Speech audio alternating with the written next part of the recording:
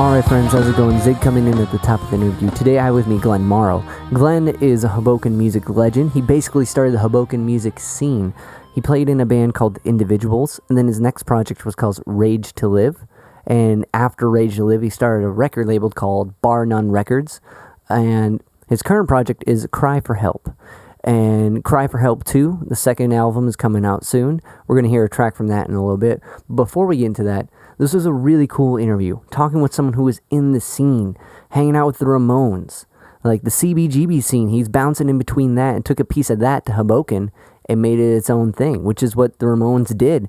They went all around planting these seeds of punk, and Glenn, I think, is an example of that. And throughout the interview, there's this narrative. It was unintentional. It was just kind of going with the flow conversation, but it all kind of is based around the idea of this art gallery his mother started and how his career kind of took this weird art gallery turn.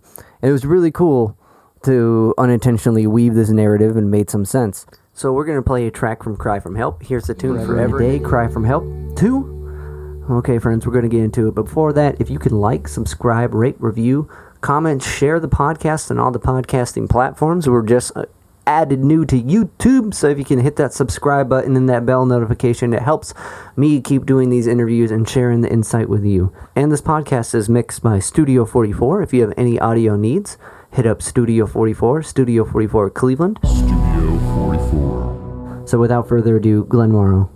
Yeah. Now, all right, perfect. Well, then we're good to go. If you're good to go. I'm ready. All right. Well, we're doing the Zig At The Gig podcast. I'm hanging out with Glenn Morrow. And we're going to jump right into it, man. I had a question. Now, when you started doing music, or maybe I should put it like this.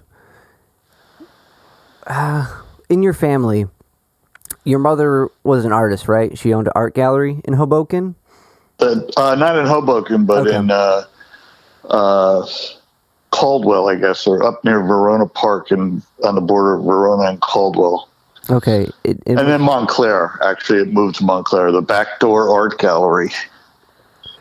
Was it like a local thing, or was it people that like was it? It was. I would say it was fairly serious. You know, it was, I guess, regional artists, but you know, it was definitely, more than just say the artists of the town. They were pulling from a fairly wide orbit. That's awesome. I work at an art gallery, and so is the media, was it all painting, or was it just an open medium where it could be anything? It tended to be around the idea of painting. Actually, it's funny, maybe 10 years ago, I was in New York City at like just sort of a outdoor flea market, and I saw these etchings, and I'm like, oh my God, those are Jack Bylander's. And, I could just recognize the guy's style, and Jack Bylander was a guy that my mom had shows by. And these looked like they were just sort of like the remnants of, sort of wow. The outtakes lying there on this table. But Jack Bylander, we had like some framed paintings of his, and he actually did some illustrations for, I found out later, this one illustration we had of these kids kind of climbing on a chain link fence was from, what's that famous kids book about like young teenagers running wild in Oklahoma or something. It was made, Coppola made a movie out of it. Oh, The Outsiders? The Outsiders, yeah. It was okay. like, yeah. So wow. anyway, wow, that's a random story. I haven't told it. Well, growing up around art like that and just being around people that are creative, I can imagine that's what inspired you to pick up music, or was music involved somewhere? Did your dad do music? My family music wasn't that big a thing in my family, and I was the oldest kid, so other than having whipped cream and other delights and a few random records around the house, some Sinatra records, I had to kind of discover that on my own through AM radio and sort of slowly becoming aware of the Beatles, not like everybody else. I mean, I was aware of them in like 1964, but I didn't really, totally buy in until about 1968. Yeah, it's different from like passively observing and like just intaking, but then actively like dissecting and like appreciating any form of whatever. Okay. But then I got very obsessive about music, and then my siblings all sort of followed, and they all play instruments and see a lot. My brother, I think, sees more live music than I do at this point. My sister's got a jazz band. My other sister has a rock band. Wow. To this day, we're all, and actually we learned through Ancestry.com that my grandmother was from Bohemia, and Bohemia has a lot of musicians. So, wow, that's cool. It's so funny when you, like, I don't know, the nuclear family, you look at mom and dad, and usually it's like, well, dad liked this, and so I got into that, but when it's kind of the next generation that jumped into, it seems like all your siblings are fully immersed in it to some degree. So that's it's funny. I meet a lot of young people who like all the, 70s music that their parents turned them on to, that always sort of throws me because, I wasn't at it. Now I listen to, I listen to a lot of jazz and a lot of stuff that was maybe sort of in the background. Yeah. My father actually had all these 78s jammed in the closet, that he never took out. So, he'd listen to a lot of music, but not around us. He'd sort of put that behind him, I guess. Huh. Quite literally. And then my mom sort of embraced the music. She embraced the music that we were listening to. Beatles and Stevie Wonder, or whatever was in the air. That's awesome. It's interesting. Moms always seem to be hip. Dad's got the Coltrane records put away, but mom's she's got the new thing you're into.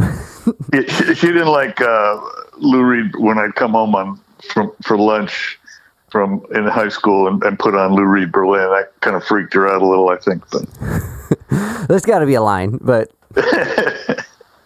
Lou Reed would be probably a good line for them. Wow. It's interesting that your dad literally just kind of put it away. So with some of those records that are appealing to you now, like what kind of jazz are you digging into? Well, I've since, found out that my parents used to go down to, when they were young, they would go down to 59th Street and, see people playing there. My dad liked Eartha Kitt. Wow. Yeah. Just getting into all the Coltrane, Miles Davis, variations on that kind of stuff. Was it with that alone? That can be it. There's a lot to absorb there. Yeah, with their careers and just how they're spread, and then it goes into Monk and Parker and Well, I've been listening to a lot of that kind of stuff and some new stuff. Actually, I was just watching. There's this show that I don't think anybody knows about this show. It's on. Let me see, because I might be in my Spotify here. The Shay, is that what it's called? Shay. You ever hear of that? No, I haven't.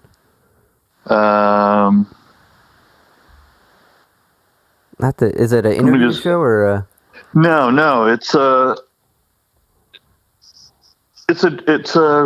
what do you call it? Like it's not the Shay. It's a show about jazz in Paris. It just follows this crew around as they attempt to run a club and kind of fight with gangsters and try to make an album at the same time. Huh. It was the last thing I listened to last night, so it should be here. I was going to say, that'd be interesting perspective, because you kind of hear from the jazz guys when they go to Paris, and it's like, oh, it's the best thing ever. We're treated like royalty over there, but you never kind of hear about the crew there putting together the show.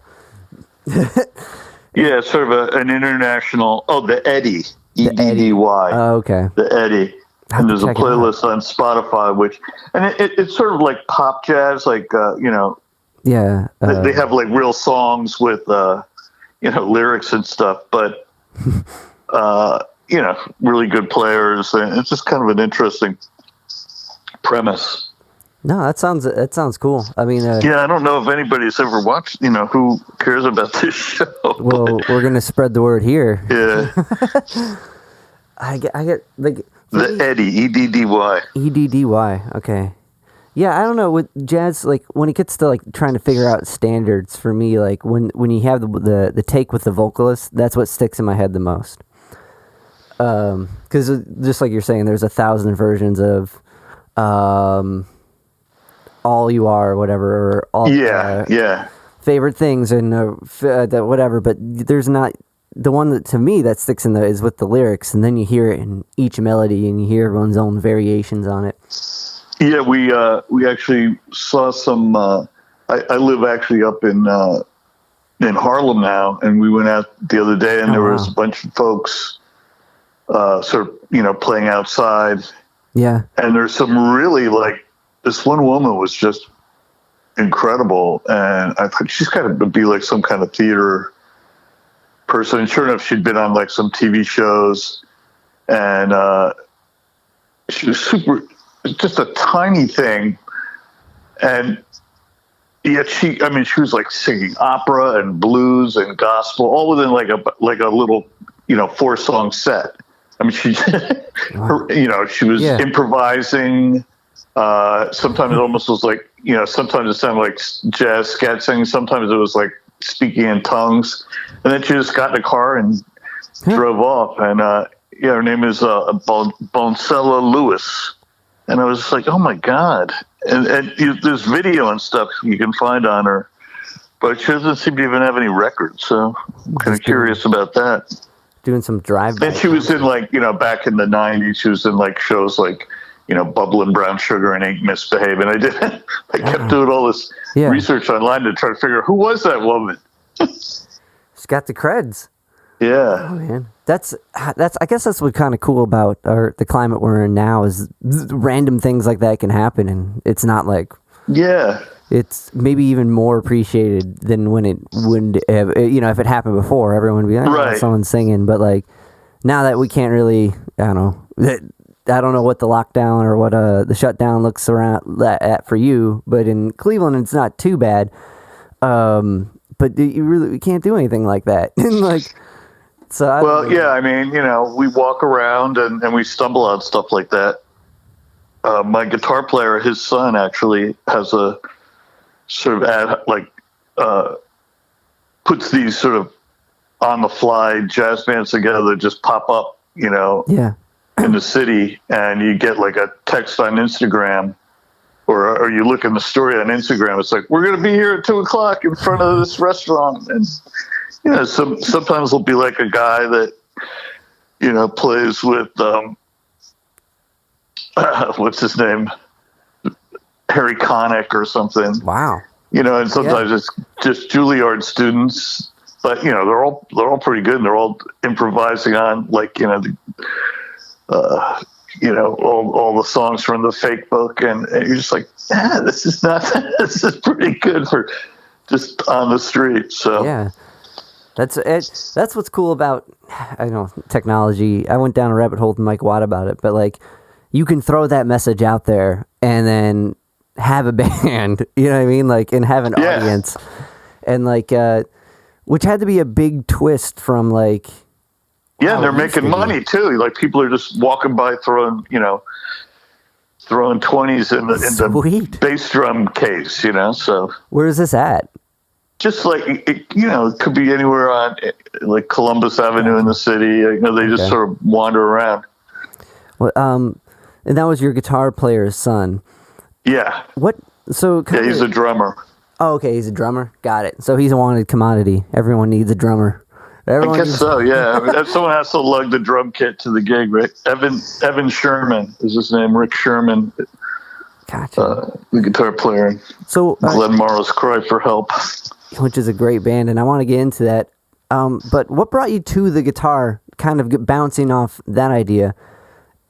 Like, when did guitar become your main? Was it when you guys? Well, my sister was. Yeah, my sister was a really good piano player.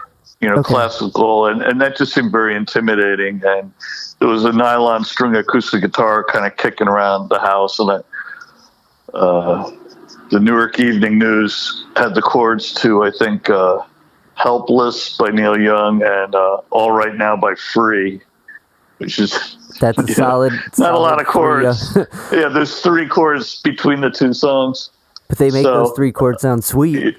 Yeah. So those, I was I learned those chords and a few others, and then just started writing songs, but not really until I got to college. And then that also coincided with, the whole CBGB's thing was happening. I was up in Rhode Island, but I was like reading the papers, and just that idea that, you could kind of, sort of the early ideas of punk rock, that you didn't have to be a trained musician to, be a musician. You could kind of, I don't know, there was another path, and, listening to the Ramones and,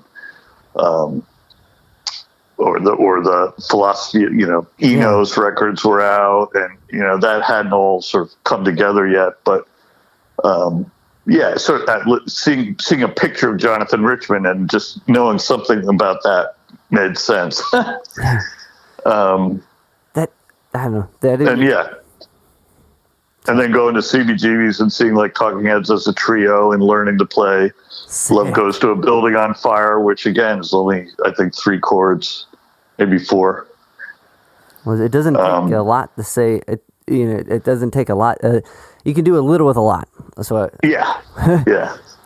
Who did you ever run into the Ramones and stuff around that time, or was? Oh yeah. So that That's so cool. CBGBs, everybody was just all around. You'd go to the urinal and there'd be Joey at the next urinal. That's.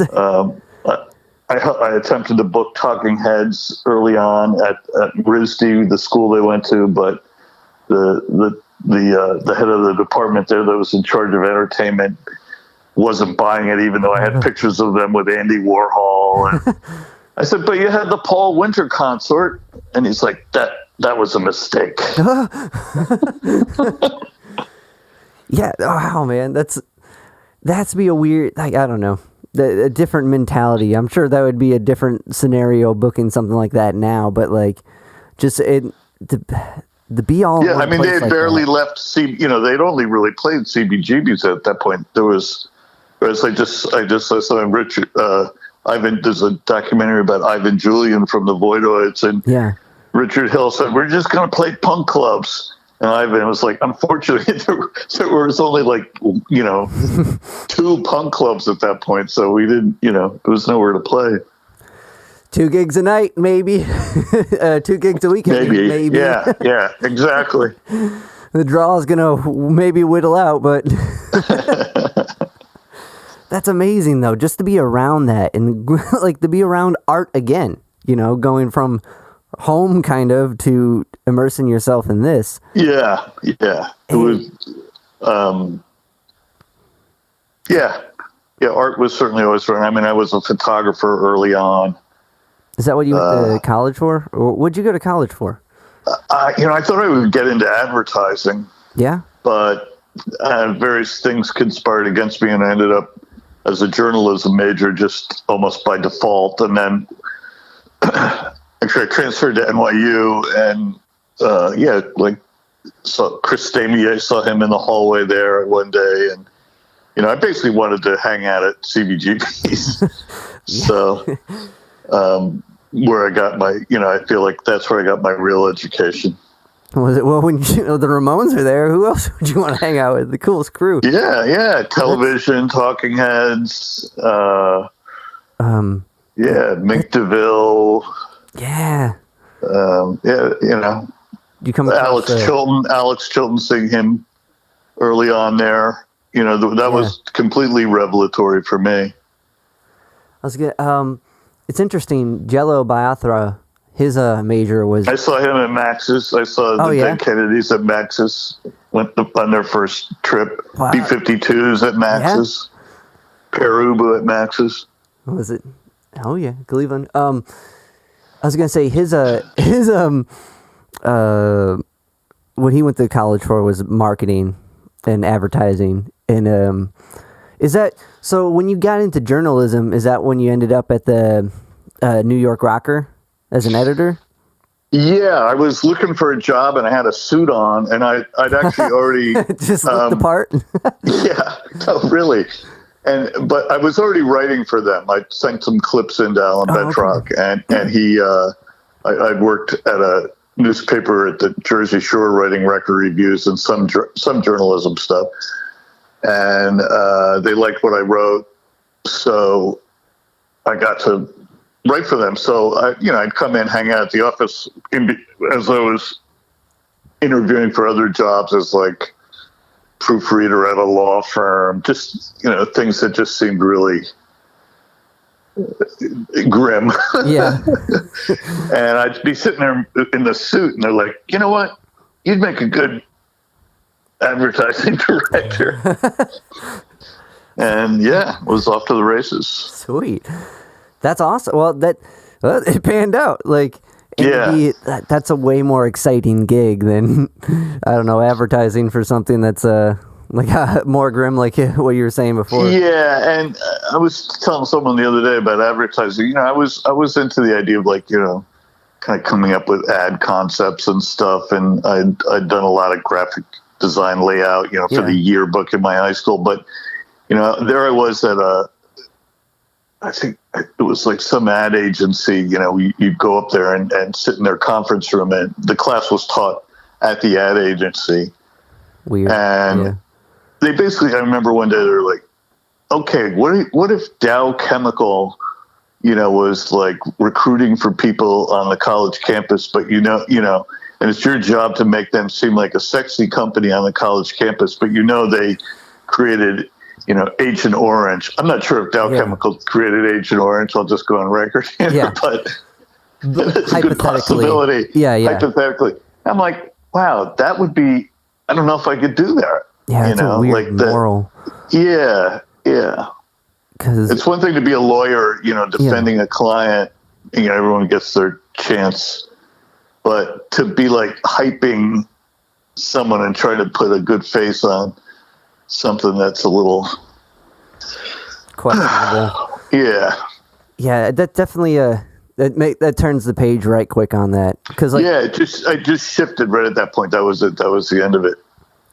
Now, at that time, were you when you were doing stuff for with a NYRocker, was a band kind of forming around then, or was that?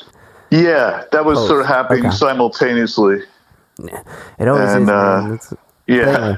So you've been picking up this nylon guitar. How did it shift from, right? That's kind of strumming at this nylon guitar. Yeah, when did it shift to like electric and being in a band? Well, this, again, when I was booking Talking Heads, I was sort of doing it under the auspices of a company called... I sort of brought them into the fold of this booking agency that was sort of fledgling booking agency that a friend of mine's brother had started. And when I got to town, he's like, "Hey, my brother started this booking agency." And he had 3 bands from Jersey. Was that the Farkas Productions? Yeah. Okay. Was that in the how do you know? Well, whatever. Farkas. That's why I said Farkas. Yeah. I did some research, my friend. A guy by the name of Bob Knox, who went on to become Francis Coppola's main assistant. He was a brilliant guy that, after Farkas, which was not that successful at all, he was really good at. He was a guy that would go around to all the. One day I'm in a recording studio and he walks in. And he was the guy that tweaked everybody's equipment, to make sure like the heads were aligned. Yeah. And he would go from studio to studio doing that. Wow, that's a tough gig. There's a lot involved. It's a fine-tuned gig. Yeah, like a piano tuner or something for tape heads and 2-inch machines. Those are the analog But stuff. yeah, so he had this company, and there was a band called Tin Can, Okay. and Rob Norris was a bass player in Tin Can, and he had also played in like a later version of the Velvet Underground. So that was kind of like, whoa. And then they were playing in this park when I first saw them, and they went into Waiting for the Man. It was like, oh my God, I'm watching a guy that was in the Velvet Underground play Waiting for the Man. You know, it's just like, like, how did I get to this? You know, it just seemed it was like almost magical. You know, it was like, really, this happened? Like, I'm sitting there playing Velvet Underground records in my dorm room in Rhode Island, just detached from everything, and now here I am, like, in it, you know, hanging out with this guy, and Rob and Frank Giannini, who was the drummer of Tin Can. You know, I just sort of liked the sound of what they were doing, and then I kept running into Rob. I'd go see like James Brown, and Rob would be there. Or I'd see Philip Glass, and Rob would be there.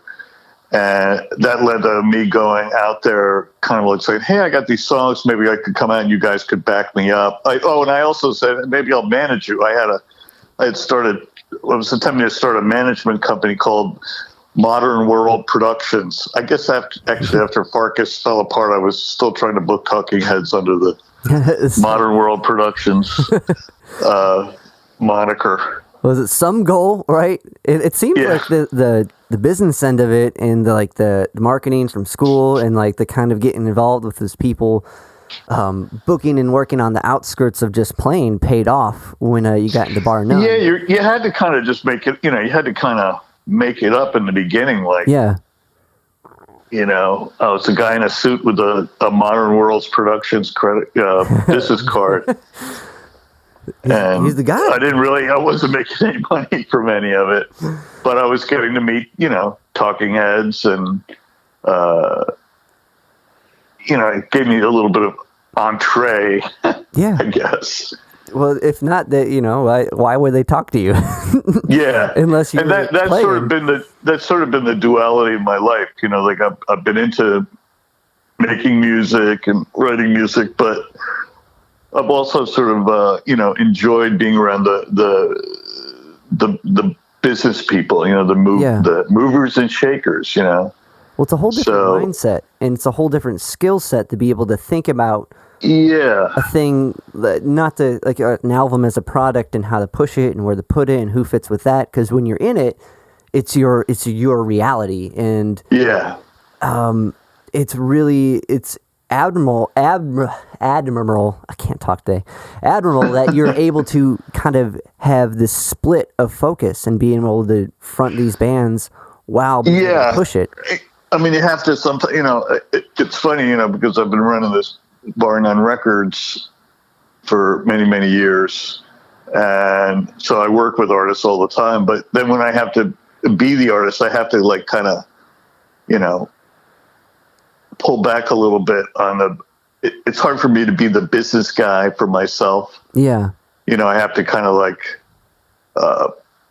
try to get somebody else involved to do some of that, just because it's just, I don't know. I find it really, that's where, because when I try to put the business hat on for myself as a musician, there's like all kinds of feedback and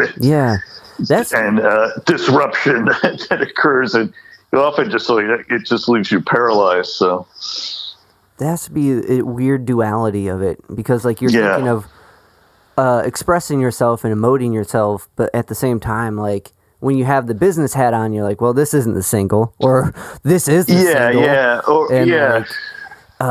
If we do this and put it out at this many blocks, or whatever, putting the pressure on yourself to and you don't to come up with the hits. Where's the hit? And then they might lead to nowhere. So I think a smart move to have someone else look at your end pile I've been very lucky to, you know, have some people that have jumped into the fray there. But to kind of take a shift back, so because I got more questions about Bar None, but when a band gets going, right, and Peter's Way, or like certain, when does it become the Individuals? Well, A was basically me with the original 3 members of the Bongos. The other person being it was Frank Giannini, Rob Norris, and Richard Barone on second guitar. And Richard really, he wanted to have his own band, and I was definitely sort of the odd man out, and I slowly got gently squeezed out of it. Gotcha. As they all moved into my apartment, and next thing you know, I'm like with my girlfriend in this sort of crummy apartment. I'm like, what the hell happened? Didn't you had like a big one, right? You had like a 6-room or 6. Yeah. It was really nice for a band. That's primo.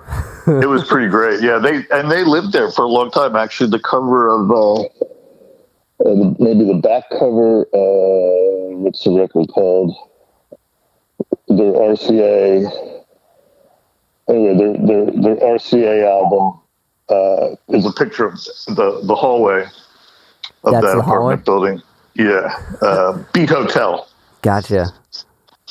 Go check the back of that. And that's in Hoboken, right? Yeah. They kind of switch it back. So you were kind of bouncing in between, or Hoboken and New York around this time, because. Yeah.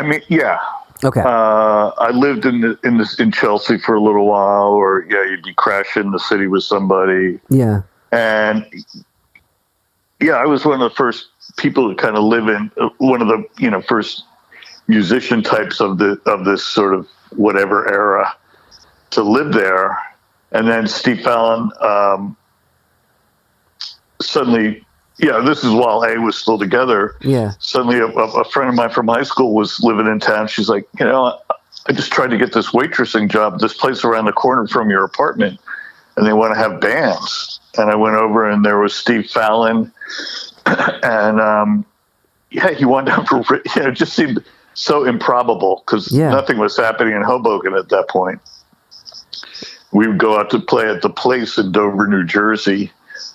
Or at practice in Morristown, the idea that anything was happening in Hoboken, there was very little happening. The remnants of the band The Insect Trust from the 60s, I mean, they were gone, but some of their friends kind of, played like in apartments and stuff, but there's not a lot going on. And, the idea that there would be this club right around the corner, again, just sort of seemed magical, And next thing you know, A's playing there in the front room. And that was Maxwells? That was Maxwells, yeah. And it was the first band to play there.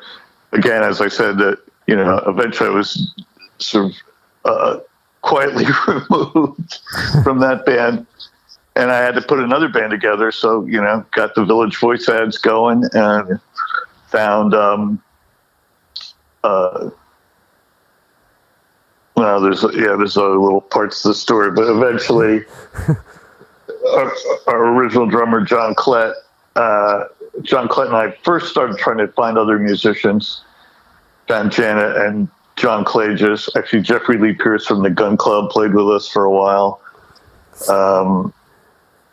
And then, eventually, lineup congealed. John left.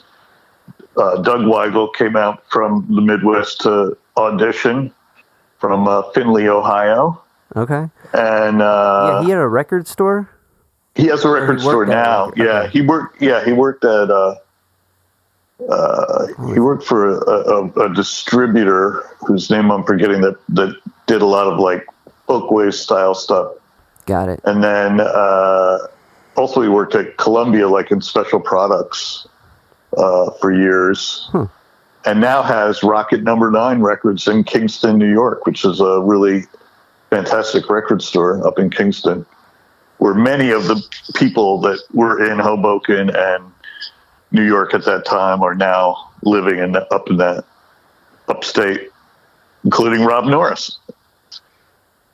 That's a anyway, yeah. So the Individuals started. The Feelies started. You know, we all really loved the Crazy Rhythms album, and that's a yeah. One day the Feelies sort of showed up at Maxwell's, and that was very exciting. And then they kind of, you know, were embraced by the little music thing that was happening. There was just really a few. I was booking bands too. I booked like bands into the front room, like the DBs, the Flesh Tones, Come On, the Necessaries, Nervous Wrecks, I think. And eventually Steve took over the booking, and then the Individuals made some records. We went down to Winston-Salem, and we made the first album ever recorded at Mitch's drive-in studio. And so a couple questions on the studio itself. It was like an old drive-in that they modded to be like a studio? No, it was it was funny. We did, on our way down there, we stopped at an abandoned drive-in movie theater, and we pulled like a set of speakers and the post and the cement that was holding it and put it in the back of the van and drove that down to Mitch's drive-in studio. That's awesome. And that's actually pictures of the Individuals. Actually, on the cover of our CD reissue, it's that abandoned drive-in movie theater that we're standing at. And we drove down there and gave that as a present to the Mitch, studio. So you could test the records and drive up his driveway and put the drive-in movie speaker in the car. That's awesome. But it was basically built in his parents' garage. Oh, okay. The studio, so the initial studio. Drive into it. That makes more sense. Yeah. Because looking at, I read that the cover of the album was a different drive-in, and like, so I still thought maybe that studio was like at a drive-in, and I was like, that's kind of a great idea. You know what I mean? Because you got like all this room and no one around you, and you have one little hub that probably has some remnants of snacks, and like no one's gonna bother. That's a nice fantasy. Yeah, it's a great place, and then you could put shows on in the back, and yeah, you could have the cars. You could have vans that would be isolation. Yeah, rooms. We'll put your the bass. Put your amp in the bass in the VW microbus. No, man, it gets a good tone, I swear. The whole thing shakes. The mic picks it up. Okay, that explains a lot. So you guys record there, and at the same time, REM is recording their EP at the same, like... Yeah, so we didn't meet them there, I don't think. But we were, we got to listen to, like... what was that first EP called? That's such a great record with the gargoyle on the cover. Yeah. I can't remember the name of it. That may be my favorite REM record. It had Gardening at Night, and a lot of really great songs on it. So it was kind of like, whoa. And they were also, I think the single was being recorded at the same time. None of it had come out yet. Yeah. But it was kind of like, whoa, this is really good. This sounds like... I remember thinking, this sounds like Love, the band Love, but with a kind of, more driving modern, the Cure kind of in the driving beat or something. That's a good twist on it. Love's a sweet band, man. I don't think they get enough. Yeah, just that kind of like arpeggio picking that Peter did in REM kind of reminded me of something by Love. Anyway, they immediately then also were completely embraced by the Maxwell scene. And they've said things like, wow, we came up and we really felt like we were home, or, you travel all over the world to these kind of clubs that are less than welcoming. And then you get to Maxwell's and you get free dinner and get to hang out with Steve all night. And, that's a cool jukebox. It was just like a little mecca, of the music of the time, and it's like kind of like going back to how we start with the idea of these jazz guys going to France and being appreciated. Like when you find a club where they're going to pay you, you got a crowd that cares what you're doing, especially when you're doing something that's brand new at the time. And there's this whole scene that's into it, and you get free food. This is great. Right. Yeah. But yeah, there's a picture in the Pleased to Meet Me replacements box set where I was happy to see Tommy Stinks is wearing this Maxwell's T-shirt. There was a design that I did for NYRocker. That's awesome. Of kind of like the Hudson River and like all the stops on the PATH train, and it was kind of a little ad, just kind of like saying like, "Hey, here's this place. You have to travel to it, but it's like just a cool place, you know." And obviously, people were reading articles about bands playing at Maxwell's, and it was incredible. Like people suddenly one day, just everywhere I looked, everybody I knew was moving to Hoboken, you know, the Yola Tango guys and most of the DBs, and I think there were some Ray Beats and Cucumbers and Bongos obviously were there, and it's like, whoa, you know, everyone's showing up, you know, or just leaving wherever they were from, and you know, come in Walter Salas, Amaris, and the Silos came. Yeah, it's kind of that adage, you build it, they come. Like when you it was like that. It really reservoir, was like that. Yeah, they're gonna come drink from it, especially if it's happening and inspiring. Just like CBGBs, it's like anywhere you can. Most of us people, I mean, want to be inspired to do things, and it's way more helpful if you're around people who are. Yeah, and you know, I think like, you know, the CBGBs, quote unquote, stars were about as iconic as you can get. And, you know, we were a little more just like suburban kids from all over America, kind of, you know, trying to do it, trying to do it. And, the Golden Palominos would all be at the bar, and, you know, Sid Straw, Peter Blegbat. It was an incredible. It's amazing. It's so cool. You know, yeah, Human Switchboard.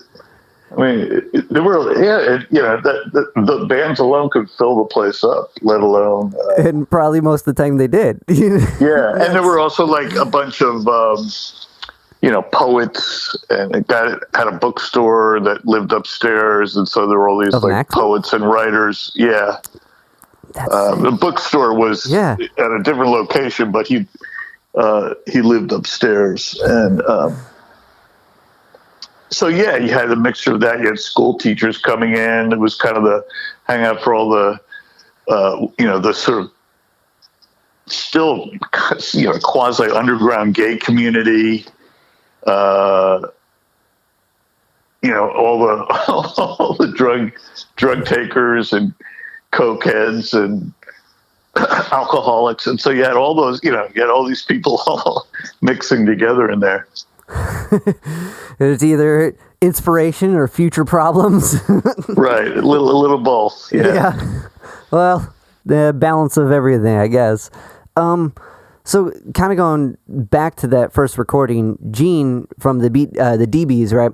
He like produced that first EP, which became he did the first EP. That was done in New York. Okay, so that wasn't the first. The first album is what was recorded at Drive-In.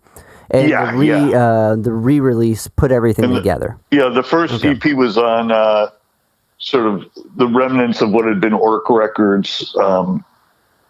It was Infidelity Records, I think was the title we were on. But Charles Ball, who had been part of Orc, and after Orc fell apart, you know, he kept going and put out like the Bangkok single by Chilton, and some Lydia Lunch stuff, and DNA, and Love of Life Orchestra. I think we were the final record of that. Lust on Lust was the name of the label, and he would have these fake sub labels for almost every release. So I think we were on Infidelity Records. I wonder what do you think the idea behind that was? Like he had a lot of concepts, I guess. Okay. Just a concept guy. I'm gonna start this vein of I'm not quite sure what it. Yeah, maybe he thought he would, you know, suddenly have this large umbrella group of labels if, you know, a few things took off and could, you know, build out each sub brand. But it was all under the Lust Unlust family of artists. It also makes it pretty complicated because you're the first of each one, so it's kind of like starting over. Yeah. But I guess that could be good. Yeah.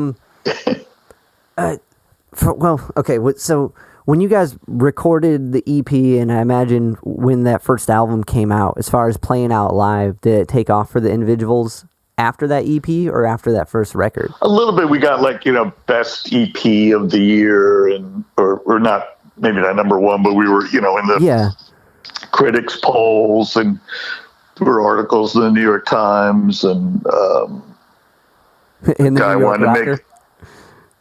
What's that? I said in the New York Rocker too.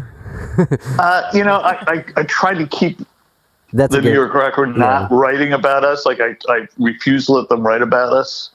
But ultimately, actually by the end, I think it was Ira Kaplan's idea to do like a thing about Hoboken. Gotcha. And the Bongos and the Individuals ended up on the cover of New York Rocker. But at that point, I wasn't actually. I'd already left New York Rocker at that point. But yeah, it certainly helps to have friends. For sure, especially when you can't just like that. Now you can post the thing on Facebook and spread that way. Right. Back then, that's it. Yeah. The zines and the magazines and you get like the little pics from Bob Christgau in the Village Voice or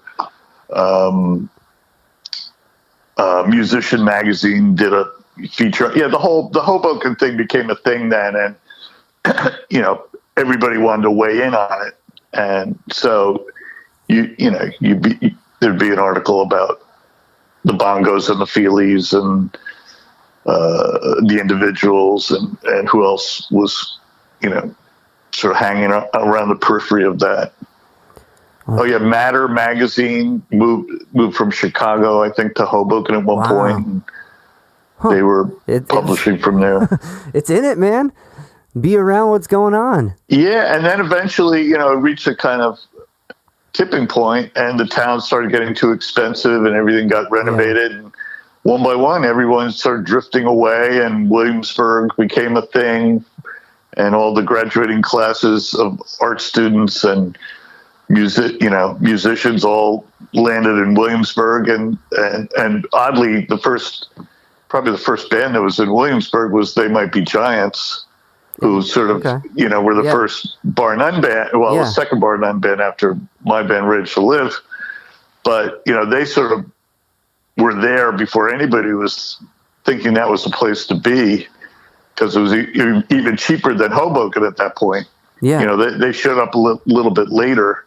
And they were doing the two-man show, right, with the tapes? Yeah, yeah. Yeah. Those guys at a certain point they were like John Flansburgh was like the mayor of the musical mayor of Williamsburg. But so with them being the first band, like how you said that Bar None put out, but before kind of getting into that, I wanted to ask about the Individual records. When I was once that band got together and was in its prime and really hitting it, man, those vocal harmonies you guys do. So coming from someone who just kind of knew some chords and the punk rock mentality, how your two voices on that record meld together is so X sounding and so good. I've been spinning ever since I've been talking to Howard about talking to you. I've been spinning that record nonstop. Those harmonies are so good, and that's not those harmonies aren't an easy thing just to be able to do, especially if you're just figuring all this out. So I wanted to pick your brain about that. Yeah, you're not the first person that said that, and it always was very intuitive to me. Although we worked hard at it, we did rehearse a lot and practice trying to figure this stuff out. And I think Janet did. There weren't a lot of role models for a woman in a rock, in a rock band singing at that point. And she's definitely, I think, Lydia Lunch and Exene, were definitely influences on her at that time. Awesome. But then I was also listening to, I had heavily dosed myself in the Beach Boys, prior to even being an A. Yeah. And so, that kind of, I remember being in the studio making the Rage to Live album, and the engineer's like, wow, I can't believe you were using sixths. Stuff I didn't know what a sixth was. But, now I kind of do. Yeah, but you knew what it sounded like, and you knew it. But I knew what it sounded like. Yeah. I'd listen, I had sucked up that stuff so thoroughly that it was inside my head. And then, Janet was always kind of pushing at the envelope of trying to figure out what made sense. And then the other, really, the John Clagis, who was the guitar player, had a great voice and was also, reasonably, he was like musically trained, and he was the grandson of Enoch Light, who put out a million, big band. That makes sense, because some of the guitar stuff he does is pretty hip. Like I think it was a Can't Get Started, or like there's this part where the guitars just go like all diminish and like tension for a minute, and it's just crunchy, and like if that was jazz, you would call it hip. And like, well, that actually, what you're talking about is that was kind of interesting, because that was sort of inspired by Arto Lindsay, and knowing that if you just take all your, if you just hit the guitar with no strings and then you clamp down on it anywhere on the neck, but you do it in a rhythmic way, two people can follow together. So, it's like, ba-da-da-da-da-da-da-da. So I was just playing, just clamping the neck, but always going back to that full open thing, which is some sort of weird E chord, I guess. I think it's and then John figured something out that worked on top of that. So it was kind of this, sort of naive and sophisticated at the same time. Well, I think the beginner's mind of whatever it is becomes like these little nuggets that you wouldn't do if you were a trained musician. It's like anytime anybody had some kind of, there was some thought out there that I could somehow wrap my head around and, incorporate, because I really was very limited. I didn't know anything about scales. I couldn't, play a blues scale, I knew nothing. So, someone shows me like an E minor to hitting the G note on play an E minor and then sort of pump the E string on the G fret, the third fret, and pump that up and down, and you get this great Schuglin, rhythm. It's like, I'm going to write a song. I'm going to write a song using that, just whatever you could, glean from your friends in the universe, or, Peter Halsapple showed me the opening chords to, September Girls, and, how satisfying is that, to play that. And it keeps it so pure and fresh, though, and everything you learn then becomes a thing to express with, as opposed to, that's a 1, 4, 5, 6. That's just progression, right? And you kind of feel it all feels very magical. Like I'm playing this chord, like, wow, this is really a magical chord. And years later, when I actually learned all, what notes were around the neck of the guitar, it's like, oh, I was playing an A chord. That makes, because your style from, and I know time's a thing with any musician, right? But your style from the Individuals, guitar-wise, to Cry for Help is a completely like A and B thing, and like that. So that kind of explains that a little bit. That you learned all these tricks along the way to get to Cry for Help. Yeah, I try to, like, if you like that song, Watch It Burn, I tried to get back to that kind of, there's a lot of that, again, that we were talking about, we just whack the guitar, like, and I just hit some random notes at the beginning of the song. I wanted to get back to that feel, like not lose those things that just sort of, bubbled up in a naive way. Yeah. at the same time that, scales and progressions and whatnot after a while. Yeah, it should all be a tool to aid controlling that chaos, right? Yeah. So having those pure, like, just creative moments, you should be able to navigate those with some idea of theory so everyone knows what's happening. But so kind of the harp on the X thing, you guys played with X a few times, right? As the individuals? At least once. I can't remember. We played with them in North Carolina. What was that like? They were at the height of their power. They were in the, they had a tour bus. It must have been, trying to remember what record it was. They were on Elektra and. Hello? Hey. Sorry about that. I don't know what happened. That's all right. You want to go back to the X so question? They were on Elektra? Yeah, they were on Elektra, and I guess we were on a tour, and somehow the routing came together. But yeah, they were at the height of their kind of rock star thing. They're playing the bigger headlining the bigger clubs, and Billy Zoom was just awe-inspiring to watch.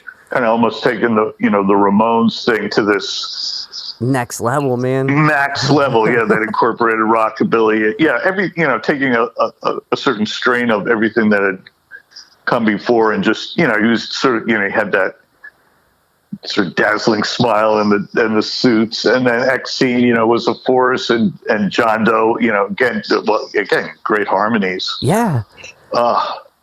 And I remember we went backstage with our Aquamarine record, and they had, I guess they knew Lydia, and they knew that Lydia had been on Lust on Lust. So like XC was like, "Oh, look at this!" It showed, John like, "Oh, look at this, Lust on Lust." Oh, kind nice. of okay. These guys, kind of. Yeah.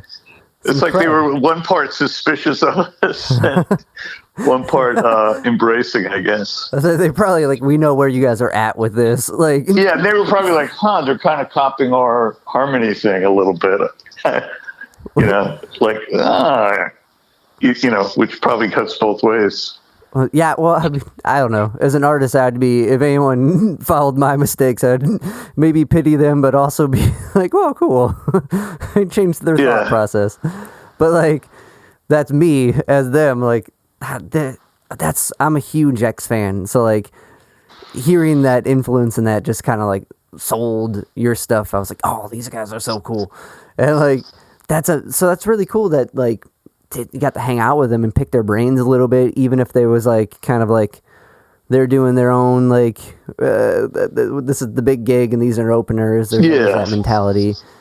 Was there any other bands that you guys like as individuals got like to like open for and tour with? We opened for David Johansen, Lena Lovitch. It's all escaping me. Yeah. Well, I mean, like I imagine. We opened for REM. I got to play. That's sick. I got to play for their EP. There She Goes Again, the Velvet Underground song at the Ritz with them. That was a cool moment. That's awesome. A friend of mine had that ran when he was in college in Albany. Reminded me the other day that. When we came to Albany to play, and he's like, we love what you do. We want to find other bands. I'm like, call, either Jefferson or Peter Buck, or have Jefferson get you in touch with Peter Buck. And he was like, Peter Buck was like the human role. He said he was like the internet before the internet. He was like, because they had toured everywhere. They really aggressively toured. And knew all the bands everywhere. So these two guys that actually Craig Marks, who became the editor of Spin, and Jack Isquith, who worked at all the major label radio departments. It was those two guys that this whole thing got sort of built. By people just passing information around. Yeah, because like to know that, I don't know, when you tour and you meet bands, you kind of like You write and especially if you're doing like a position that maybe you would have done, like where you're running more than just playing. You're like, these guys, this town, I can call them. If they can't play, they're going to know somebody.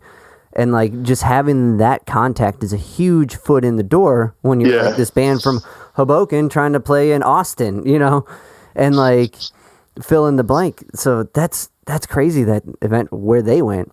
So that's a huge hook. Yeah, so there's just endless stories like that. It's just how, I don't know, I guess it's the way it works. I guess it's the way it always worked. We played with Mission of Burma and the Liars up in Boston a bunch. Yeah. Who else? Ex Mission of Burma, like. Yeah, obviously the DBs a lot.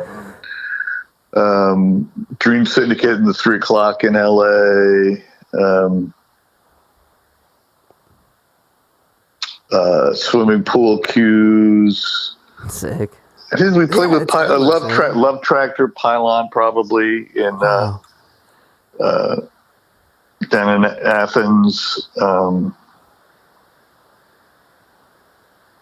So, at one point, kind of shifting gears a little bit, you guys, or you come in contact or see the Replacements, and that kind of changes your mentality, is what I read, and kind of maybe inspired Rage to Live a little bit, even though I know you were writing those tunes while in the Individuals. But some of them were written. Actually, Rage to Live started just sort of as a way to kind of, I think at a certain point, when you have 4 people trying to reinvent the wheel, which is really what that band was about. It's like, it can't be too, it's got to have a new, fresh sound. You can't just be a song. It's got to be this kind of other thing. And to do that and get 4 people to, keep trying to come up with ideas, a sort of collaborative approach, when it works, it's great. But sometimes you just get, you've kind of worked out all the possibilities or something. I don't know. That's the way I look at it now. I think Rage to Live was more like, okay, these are songs that maybe are just pop songs, and they don't work as well with the Individuals. So that was sort of the idea of Rage to Live. Was there an idea, like, it's with Rage to Live and Cry for Help, those 2 band names are almost like song names. Like, were they kind of like a statement of where you were, kind of, or where did the Rage to Live was a name of a John O'Hara novel, but I was inspired because it might have even been accidental. Jody Harris from the Ray Beats had an album called It Happened One Night, which was a movie title. Yeah. And I thought, that's kind of cool, like a movie title, and I think there was an ad somewhere, and it almost promoted him as It Happened One Night. Almost, maybe by that wasn't even accurate, but that's sort of where I thought, I knew this kind of, I just like the idea of that kind of over the top, it's going to be a passionate record. It definitely is, man. That record, or at least Blame the Victim, which I think now it's compiled like everything. Yeah. That record rocks. I had some great players, really great players on that. Yeah, you had Richard from Television. He plays. Richard Lloyd played on a track, but Ed Tomney was just a phenomenal guitar player. Had been in the Necessaries, and also became a film composer. If you check him on IMDb, you can see the things he did. But just incredible. Like, he just knew how to play. Actually, the first time I went to Max's, when I saw Perubu, he was in the opening band, Harry Toledo, and I was just, it was the first time I'd sort of had that kind of experience of seeing any kind of, I guess, forward-thinking rock, Yeah. And I made a cassette tape of that and really liked a bunch of the songs he had. And we just became friends over the years. And he had this band, The Necessaries, that actually had Ernie Brooks from the Modern Lovers on bass. For a while, Chris Spedding was playing in the band. And he also had, what's his name? The incredible 80s artist that, wait a minute, who's gone on to influence all kinds of people. God. I've got his record right here. Arthur Russell. Gotcha, man. So, he and they were very close. Well, they ended up getting a record deal with Sire at one point, but then it all sort of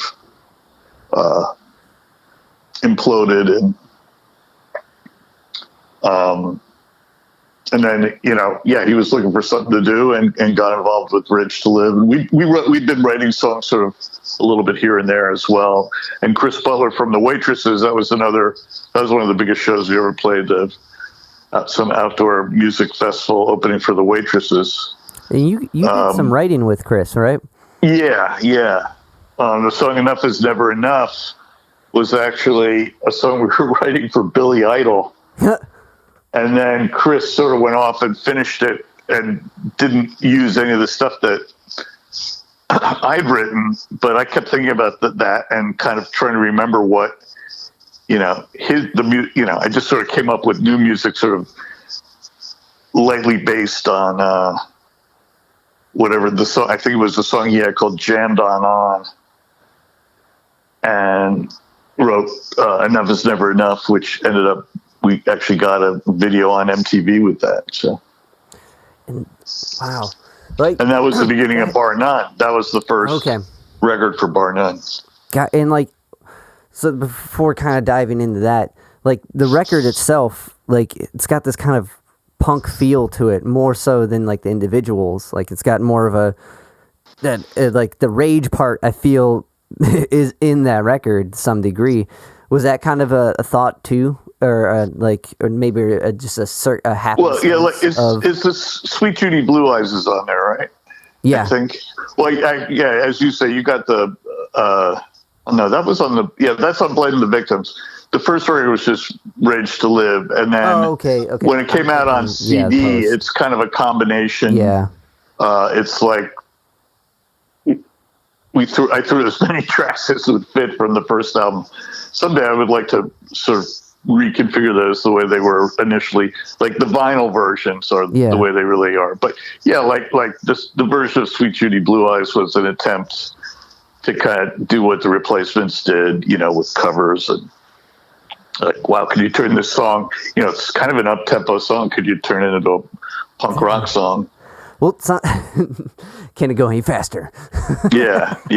That's all. It's interesting to see the opposite too. To hear a major tune with some kind of bummer lyrics and slow it down and put it in a minor key, and then those lyrics kind of have a stronger voice.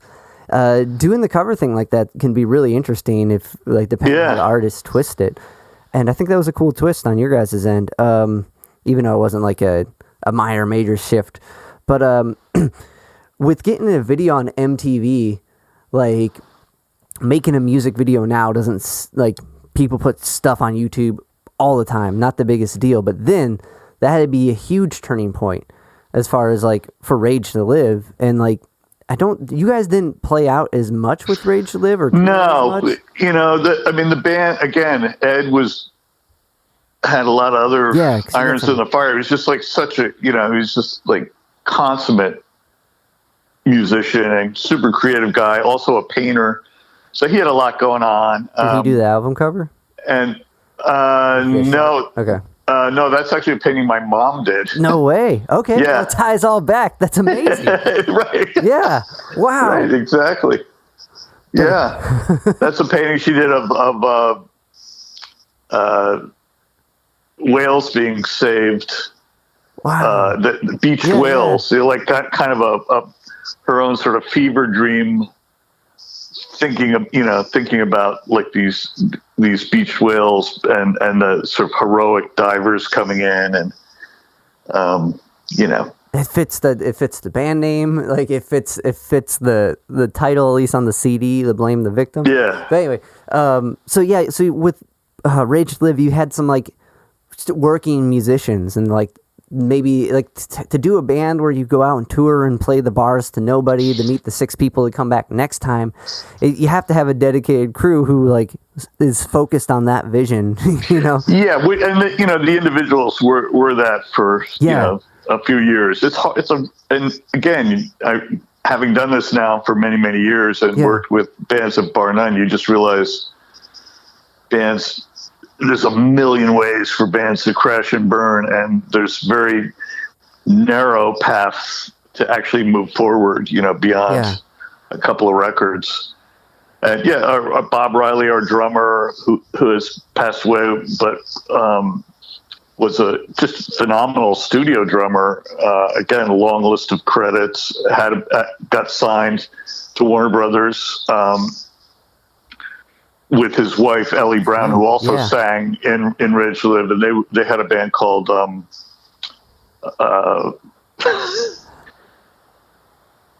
It'll come to me. Okay.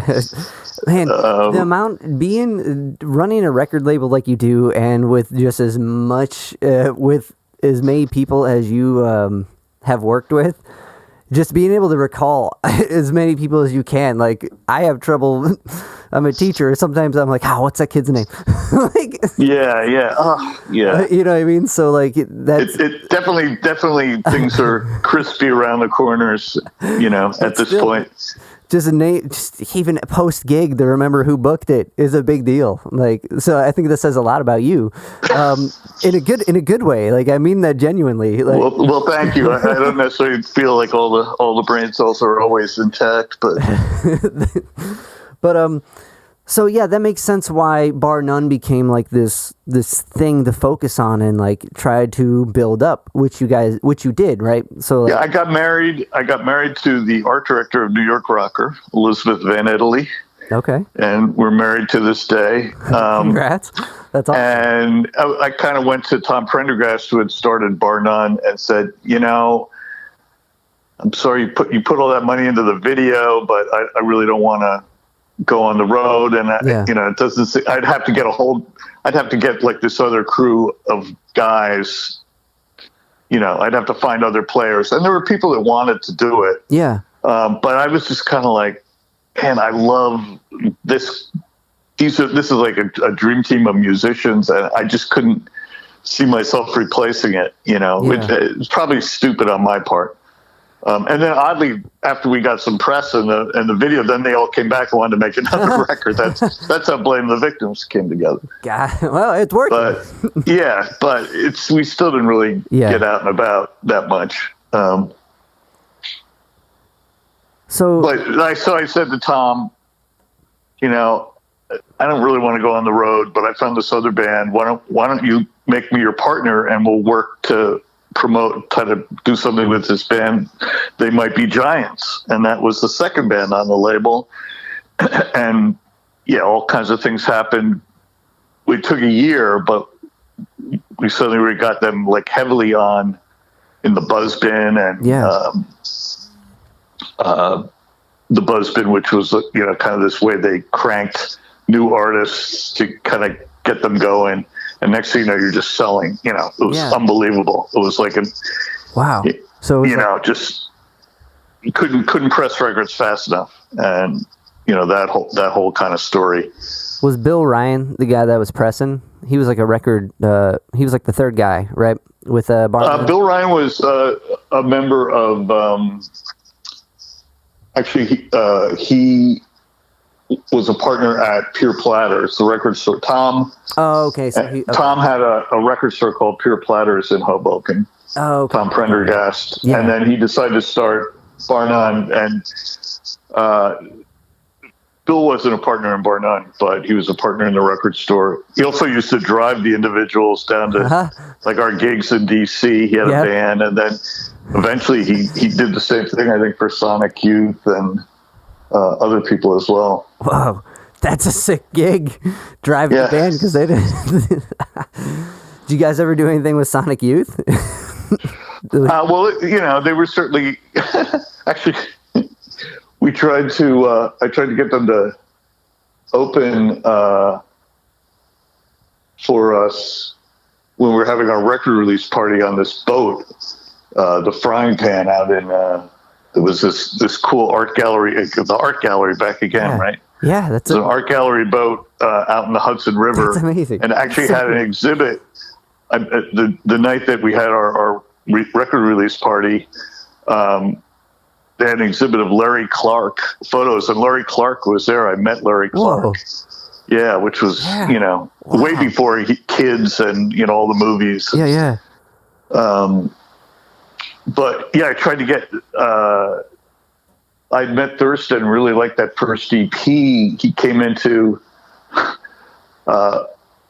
Plexus Records, who put out our record. He came into the office. They were also a distribution company that distributed stuff overseas, and he was on that first Sonic Youth record came out on Glenn Bronca's label, Neutral Records.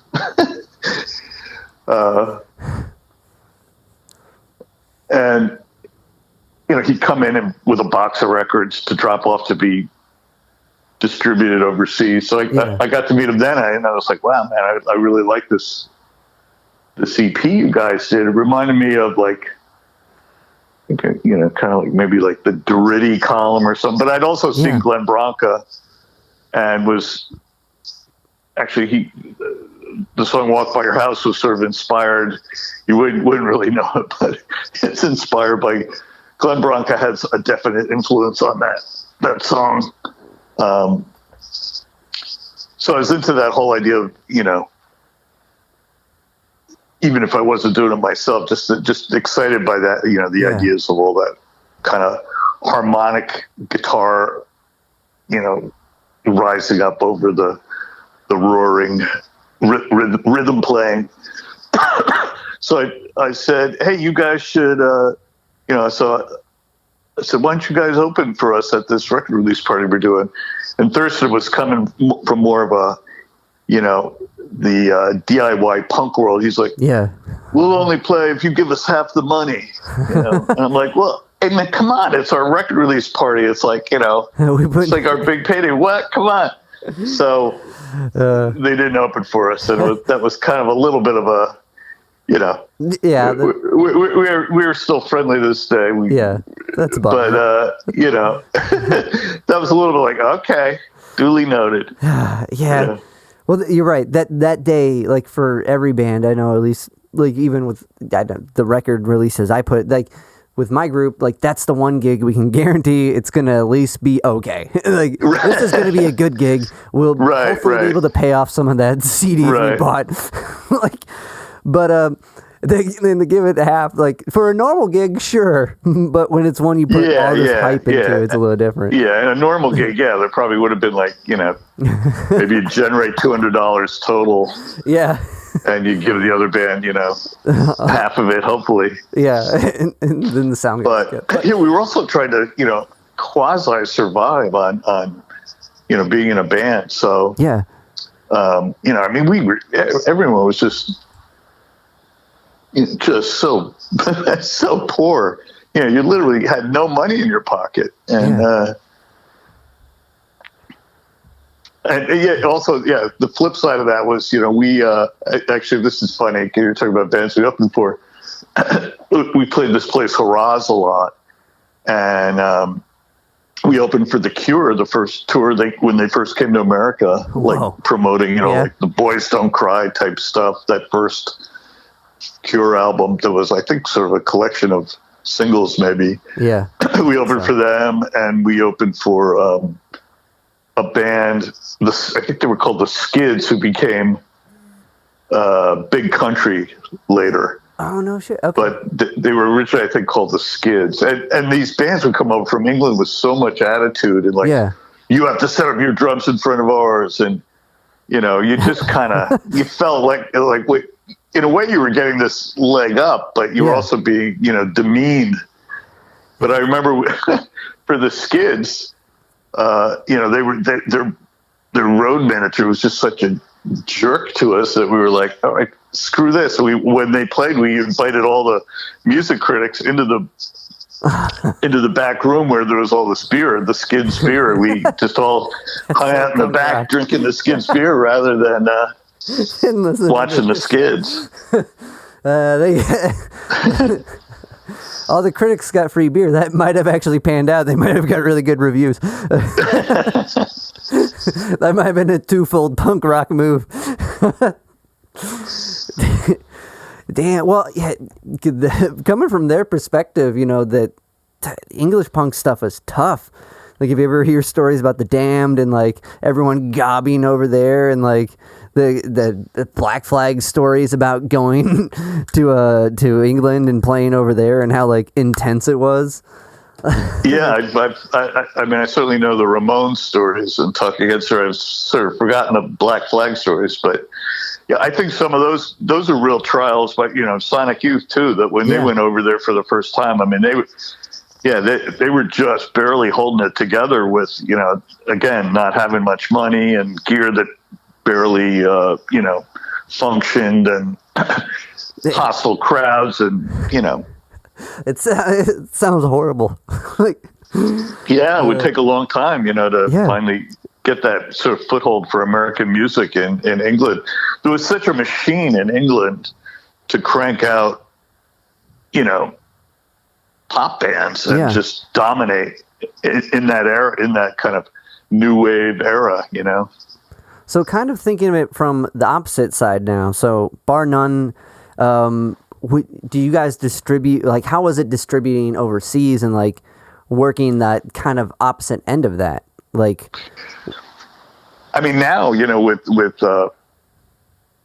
streaming, you have worldwide distribution in a way that's incredible. And but back then, you had to do licensing. You prayed you could get a licensing deal with some other label, overseas, like a Rough Trade or I'm blanking on the names right now. What's that label that Bjork was on? They did, and then I think they bought Rough Trade at one point, and then Rough Trade bought itself back or something like that. Yeah, on the end of that, even with bands that are like, oh, we're this band, now we're this band, now we're this with the word "the" in front of it, so we can still go as that because we are something USA.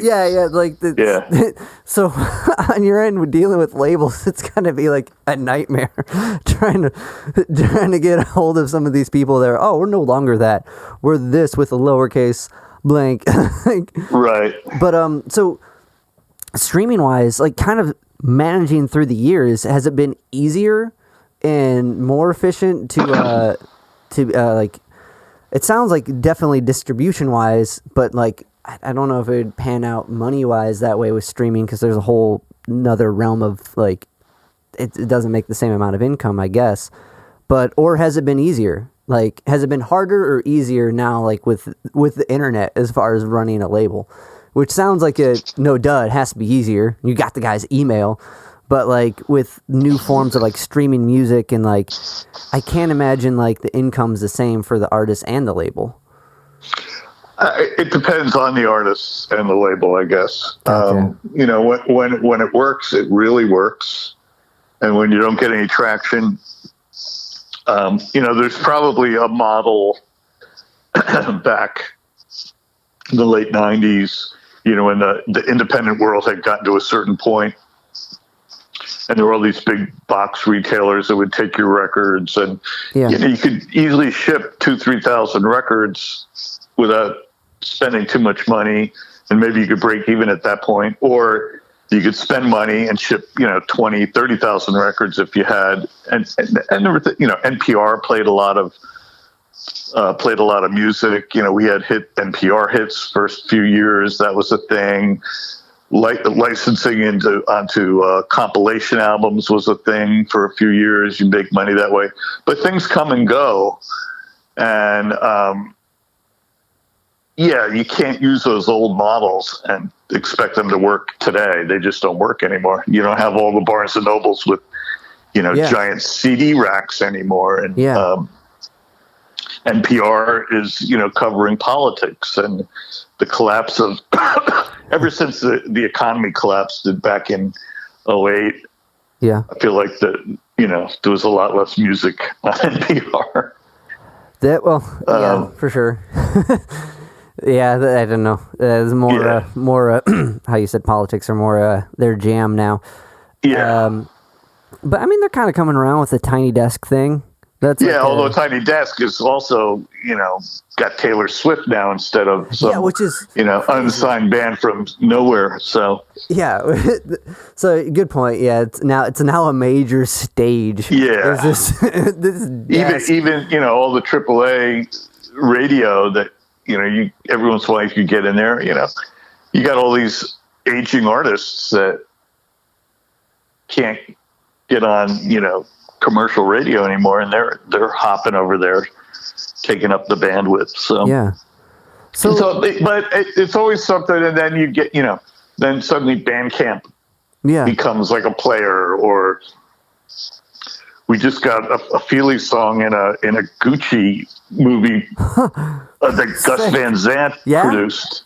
Yeah, nice. Congrats. It's like the grand finale of this 7-part Gucci film that was made because of the pandemic. They couldn't have a regular thing. Ended up using a Feely songs in the finale. That's sick. Yeah. So I get that there's always the chance, So that's, how do I want to say that? Like, how do you, like, as a guy in charge of a fair amount, like, or running this, how do you, like, the mentality of always kind of being in flux and accepting new things? Like, that's people, I feel like we find our rut, this works. I know it's an A chord. I know when I play this, it's an A chord, and I can play A and then B minor. Like, we find these things, that the structure that we can kind of follow. But when you're living in this like realm of no structure, or that's constantly changing, like, how do you stay hip with it? Like, this say it in the cheesiest way possible. But yeah, I try to keep evolving as a musician. Yeah. And I feel like I'll keep going, as long as I don't know if my music matters to the world, but it's something that excites my brain, and I'll keep, as long as I feel like I'm moving it incrementally forward and learning stuff and getting sort of better at my craft. And, I'll never be the kid who's like wide-eyed and just bashing out a bunch of stuff again. But yeah, maybe I can, learn a little bit more, again, listening to a lot of jazz. I feel like I've gotten, this actually the album. I don't know if the new album, I don't know if you've got this track, because I just recorded it. I can send it to you. I can send you that'd be awesome. the final version of it if you don't have it yet. But there's a song called Whistling Boy that, nope, I haven't heard it. We spent a whole bunch of time making the album, right? Yeah. And then basically, the pandemic started, it was ready to go. Yeah. And then we just, kept kind of waiting, trying to figure out, what's next, or when can we get back to the way things are. Well, I don't know, we still don't know. So finally I was like, I got to put this record out. It feels like a very 2020 record. I was reacting to, well, it's very, Trump era record, just kind of reacting to that the last 4 years, I guess. And, so I was like, I got to get this out the door before the end of the year. But I want something new on it, and I'd worked on a song that I thought, I'll just have this like acoustic song, and I'll put it on the end of the record. It's something I wrote over the summer, kind of just thinking about, things quietly, people's consciousness shift, and hopefully we're becoming a more open, understanding society. Inclusive, et cetera, et cetera, et cetera. Yeah. And so I wrote this kind of abstract song about some of those ideas called Whistling Boy. And I called up Rick, the guitar player, and said, it's hard to really get the band together, but why don't you and I go back in the studio? And actually, I thought I was just going to the studio, but then he's like, I want to play on it. That's the real story. Sick.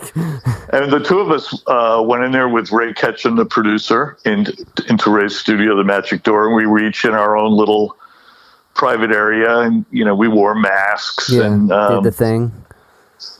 And basically, Rick had heard like a little phone recording I made of the song, but other than that, we hadn't done anything with the arrangement or anything. And we literally, in like 3.5 hours, came up with an arrangement. And the acoustic guitars were gone by the end. It's just electric guitars, although it was very minimal. And, we had a full track in 3.5 hours, unlike the rest of the record, which was painstakingly, rehearsed and, kind of tweaked and thought about, and, how do we get this rhythm exactly right? It's such a weird. And so it was kind of kind of felt like, wow, I learned something during the pandemic that I was able to kind of make this thing, I got some chops now. Going into it with a group and being rehearsed is the idea, right? You want to go in and knock it out, but hearing it back after you like grind it out and really get into your own pocket, and then having to make that change, it's always kind of like, but I made it. You know what I mean? Like it's such a weird mindset to like have to shift it, but that's the first time really, really hearing it back. So the kind of what I was going with prior, like. So with the ability to kind of stay like with the constant change with running a record label, it's kind of like with your ability to grow as a musician is what I'm hearing. Like this continual like self-actualization that you're striving for kind of goes hand in hand. Did I misinterpret that, or does that sound about right? With the label? Well, yeah, because initially I was asking about the label and was comparing it to music and probably made it more confusing. But but I think it makes sense that it would be like the kind of two melded together. I do feel like Bar None has been a label that constantly reinvents itself, and if we find something that works, we don't necessarily pick up the next 4 or 5 things that sound just like that. We tend to find the next idea that excites us. And sometimes, that turns into a real dead end. And it's hard to kind of build, an endless amount of touring bands based on that premise. And, but I think, if you look at the body of work that came under the Bar None banner and the quality of the releases, I think a lot of them really still hold up. And and again, to go back to that art gallery metaphor, I mean, it did feel like we were, in some ways that sort of was like picking these works of art to get involved with that, could hang next to each other. Yeah, I've often thought that. That's an amazing. That makes so much sense. It's kind of your art gallery. It is. In a way, it is. Yeah. Like, it's what's the word for that?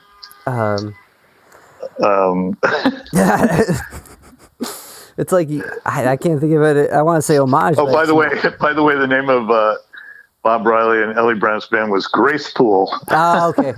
I know it would float up to the surface again.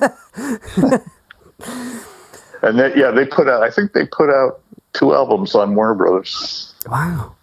And the keyboard player was also plays on the Glenn Morrow's Cry for Help albums. Although he wasn't involved with Rage to Live back in the day. Andy Burton, who went on to be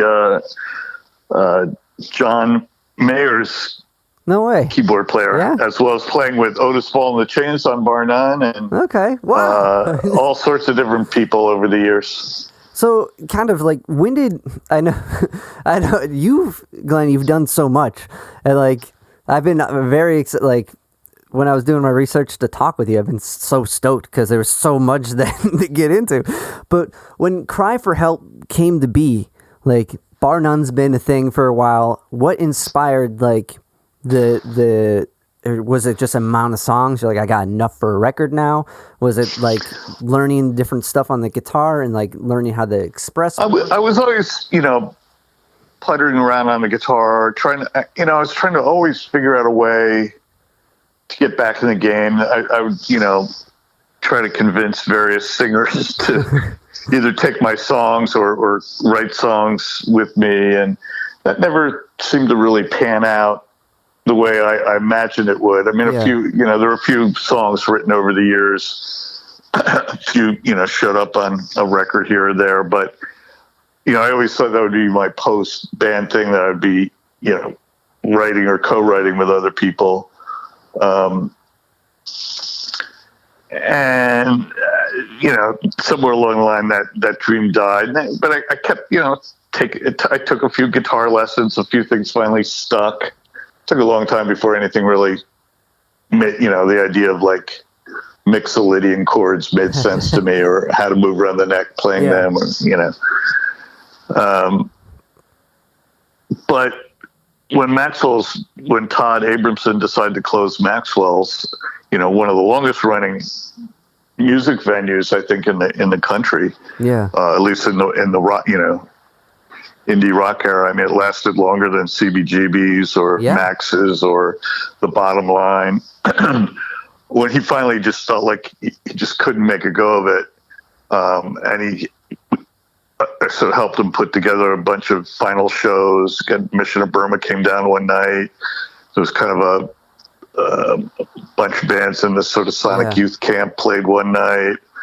But the final night, I said, let's get A back together. Sick. And for the final night. Yeah. And so then that turned into A and the bongos. And I'm like, all right, well, I'll get the individuals in there too.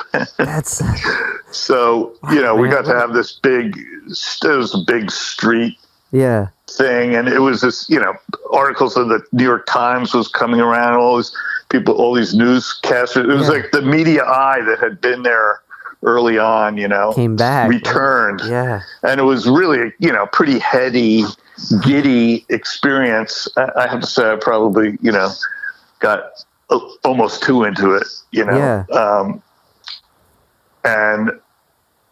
but then it was over, and then like 2 weeks later, Justin Timberlake did a Target commercial, and they used the empty club as the place to shoot the Target commercial. And there were like thousands of people on the streets. It totally dwarfed the Maxwells. Like, it gave you a little perspective, on like what's really what a bitter happening in pop music. Send off. Yeah. But out of that, suddenly my brain was like, fired up again. Like there's a learning curve to getting doing a reunion show, and I'd done a few with the individuals prior to that, but you have some muscle memory, and it doesn't all work together. It takes a while to get back up to speed. And having had that experience, I was like, I don't want to let go of this now. What can I do? And I thought of the replacements, like the first three guys that say yes, I'll be in a band with them. And Mike Rosenberg had worked the door at Maxwell's, and so he didn't have that gig anymore. And he was trying to think of something, what's he going to do now? He had worked at a bunch of the major record labels over the years. And so we sat in his kitchen and started, banging out the songs just started coming like a fire hose, as they say. And that hadn't happened to me. I'd always written a little bit, but it was always kind of like, what am I doing this for? Yeah. What's the point? It needs the outlet. I wrote better songs, Does the world really need these songs? And I finally put all that or some of that behind me. And it was like, okay, the first three guys through the door, which is, how after Bob Stinson was booted out of the Replacements, that's how they supposedly found Slim Dunlap. Yeah. The first guy that walks in the bar that we know can play guitar, he's in the band. So I was just like, the first three people that say yes are going to be in the band. And eventually we ended up, with the lineup that we've had, which is Rick Sherman on guitar, Ron Metz, formerly of Human Switchboard, and many other fine bands on drums, and Mike Rosenberg on bass. And it's been great. And then we found this space that Chris Butler, Chris, from the Waitresses, also played with us for a while. As we were putting the band together, he would sit in on drums, and one day it's like, I'm leaving, I'm getting out of town, I'm going back to Ohio. Okay. And Bar None began renting his space from him, and it's been great.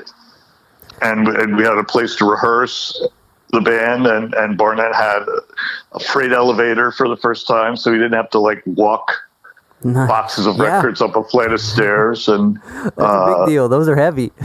Yeah. Wow. So now we've got we're just about to get the second album out by Glenn Morrow's Cry for Help.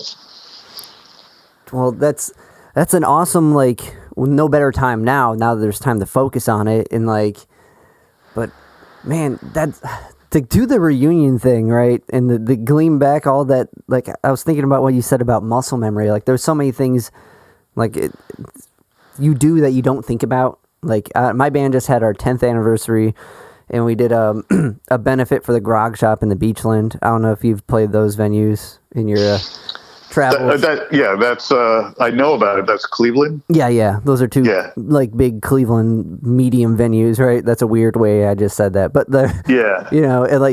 and X played at the Beachland last time they passed through, right? And but anyway, so we were pulling back all these old songs, and it's man, I my fingers don't remember it. You know what I mean? And with a group as particular, the individuals, the composition that's there, it seems like it's just naturally there. And I'm sure it's not. I'm sure it's purposely put, even that whole manic guitarist section. You know what I mean? But little things like that had to be a trip to kind of get back into it. But I can see where that would trigger this need to do more, and that's amazing that this outlet came. So with this second album, how has it changed from that first one? So the first one seemed to be a reaction to just this amazing memorial, this amazing cap for Maxwells, to get everyone back together and to do this thing and have all this hype around it, and then have this bittersweet twist right quick, but then to have this outlet, right, and put together the first Cry for Help record. What's been this approaching the second one? Is it still kind of living off this hype and leftover songs? I mean, clearly no, it's more well, the first album was more actually also at the same time that the Maxwell things was happening. I'd been wanting to go to Memphis for 30 plus years. So I was finally I'm going to Memphis. Did you go to Crossroads and stuff? Yeah, I did a bunch of that stuff. I got to go to Ardent Records, and Bob Mayer, who wrote the Replacements book, took me around to a bunch of places. Beale Street. Beale.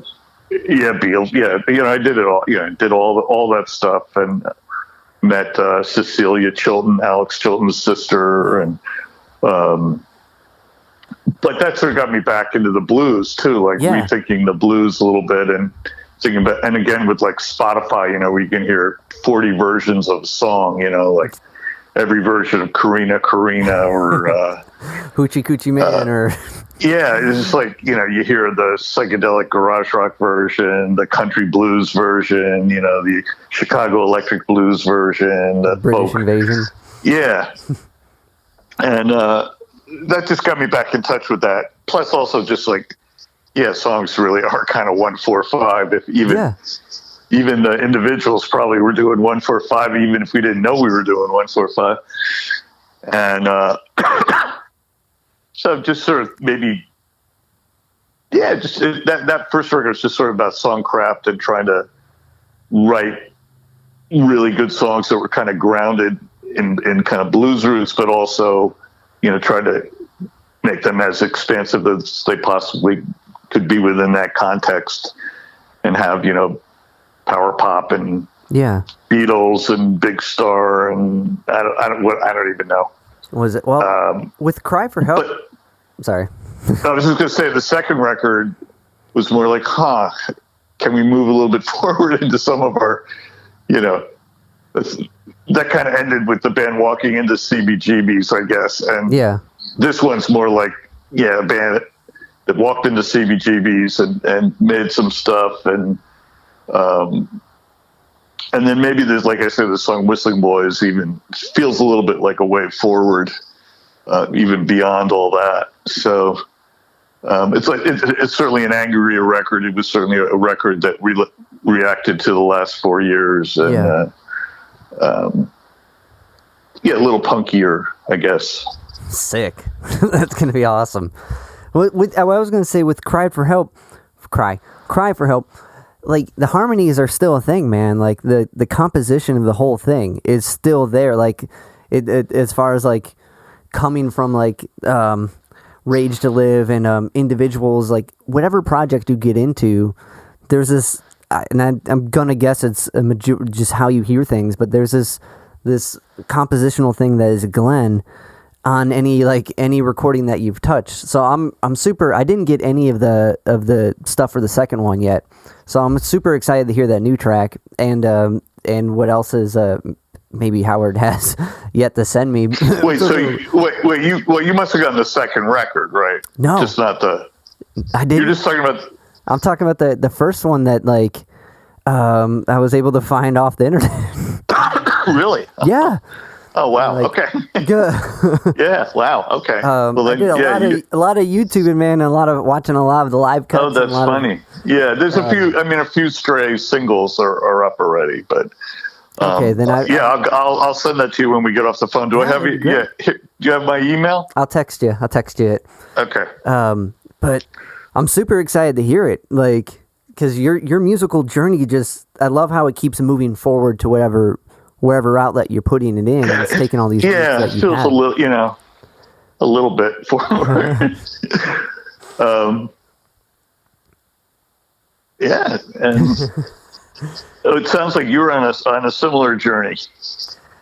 With what was your band? I play in a band called Sea Level, letter C dash, and I know there's an SEA level. I didn't figure that out till a chunk of the way in, and I'm kind of in a weird spot, like we're trying to figure out the whole marketing end of it, and not just be the fronting on writing all these tunes and trying to think in two different ways.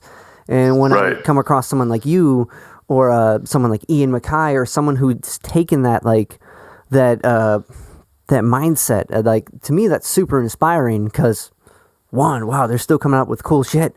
Like the music still holds, and they're able to tell people about it in a way where I think they're eating well. I've been really lucky, and it's been Bar None. I mean, there's certainly some dark times at Bar None, but it's gotten me to the to the later years of my life, and I don't know where it all goes from here, but I feel very grateful that just that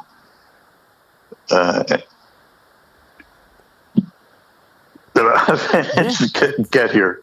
Yeah, that's incredible, man, and it's still going, and it's amazing that the kind of cap it, because we've been talking for a minute, and I really appreciate your time, and I've been really looking forward to chatting with you for a while, but going from this art gallery and sharing this these passions with people, and seeing that with your mother, and then in your own way doing it with music, and still being able to express, and it's an amazing place to be, and I'm super stoked that you're still doing it, and there's more, and people are still finding out about these bands, they hear the Feelies and a Gucci film is fucking that's incredible.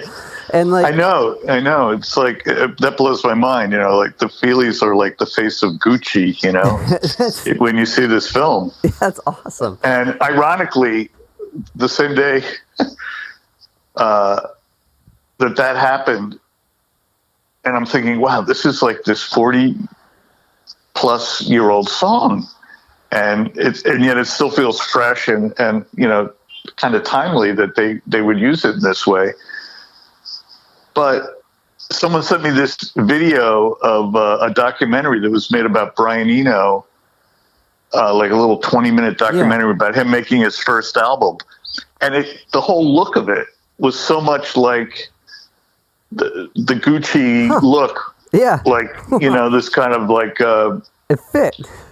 Yeah, it was kind of, very... Yeah, it was like, oh my God. And the Feelies kind of picked up on, Eno's thing. Yeah.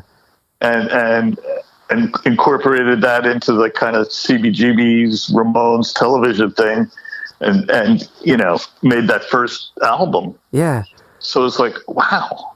Crazy rhythms. Maybe that's but like Eno and his friends kind of walking around England in 1973 looked very much like what these Gucci, the actors in this Gucci thing. It's just sort of like people wandering around in Gucci clothes. Yeah. In wandering around Paris, but it almost had the same feel. It's interesting, like what you kind of noted it earlier, like how younger generations are digging into older music, and like how much this holds up and how much this recycles. And there's something, I think that says something about the art and something about the passion and that those artists and musicians had, that it's always going to be. It's going to be timeless to some degree, and it's going to keep inspiring, because when someone's truly inspiring, it doesn't matter the generation they're from. People still pull quotes from Lincoln, and like people still pull quotes from MLK, and like all these inspiration is timeless, and like to be a guy that's curating some of it is amazing, and like. Yeah, well, Joey Ramone will always be, the guy that made those first 4 records. The Ramones that made those first 4 records exist, across time. They. Man, that's the beauty of art, I guess, right? That you can, traverse time or something with the stuff that really holds up. It just keeps going. Well said. Man, Joey had to be a character, because I know he had all his quirks with obsessive compulsive disorder, and like to see those two. I've been on a huge Ramones kick lately, and the concept of like this conservative, like pretty like well thought out planned guy with Joey, who's this like kind of loose cannon guy going through his own thing, like to see that unfold and be able to see them play as a band had to be incredible. Like these characters. it is so sad, they're all gone, and they did, they probably, there was a certain amount of like psychological dysfunction in there that, it's kind of tragic in some ways, that I don't think people were maybe looking out for their best interests, and, whatever. Yeah. Great art got made, and they were a wild crew, but I wish they were still with us, Definitely. Like on the what's that Ramones doc that came out a while ago? I don't know. I've been watching that. I've been on every like umpteen years I get a huge Ramones kick, and I get to the end of the discography and get to the Joey solo album, and I'm like, there's just this bummer afterwards that none of them are around, and like. Yeah, and there's something so pure about. I know this is a total rant randomly at the end about the Ramones, but about what they do, and like, but I've never really gotten to talk to anyone who knew them. You know what I mean? Like, yeah, I mean, I can't say I knew him. I knew Tommy a little bit just from because he, when he produced the first Replacements record, I was working in the A&R department a little bit at Warner Brothers, listening to tapes, and so he was around, and I'd run into him various places, and actually, and Tommy from the Necessaries, who we were talking about, who was in Rage to Live, was he was always just like, oh, Tommy, man, that guy like really knew, how to just come up with amazing like engineering ideas, and and we talked about how like instead of using a kick drum, just like tapping on a mic. Huh. Tommy would do things like that, and he was just like that guy. Really, and Tommy, he was the producer pretty much of the first 4 albums. Yeah, so. and that's what he stepped down to do. Like after they relentlessly toured and like and those guys, they would, the Ramones. A woman I know worked for their management company. She said, they would drive to Pittsburgh for a gig and drive home because they didn't want to pay for hotel rooms. That really, wears you out, For sure. Like, and they wouldn't be talking, they were all hated each other, wouldn't talk to each other in the van. That's a stressful life. Especially that's a 9-hour solitude of silence back home. They'll only get home probably the next day. Yeah. Yeah. Wow, man. I did the drive from DC to New York, and that was always kind of brutal, and the sun would be coming up, but